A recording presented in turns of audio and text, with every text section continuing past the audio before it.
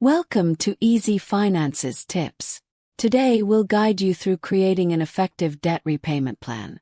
If you're struggling with debt, stick around to learn how to get back on track. Segment 1. Assessing your debt.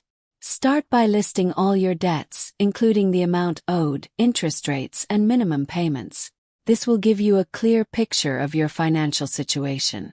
Next, prioritize your debts by focusing on high-interest ones first or using the debt snowball method, where you pay off the smallest debts first for psychological wins.